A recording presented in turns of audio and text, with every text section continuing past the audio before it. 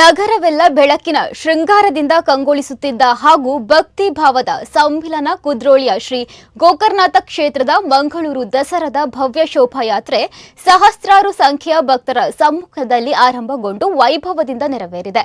ಕ್ಷೇತ್ರದ ನವೀಕರಣದ ರೂವಾರಿ ಕೇಂದ್ರದ ಮಾಜಿ ಸಚಿವ ಬಿ ಜನಾರ್ದನ ಪೂಜಾರಿ ಅವರ ಮಾರ್ಗದರ್ಶನದಲ್ಲಿ ಜರುಗಿದ ಭವ್ಯ ಶೋಭಾಯಾತ್ರೆಯನ್ನ ಸಹಸ್ರಾರು ಜನರು ಕಣ್ತುಂಬಿಕೊಂಡಿದ್ದಾರೆ.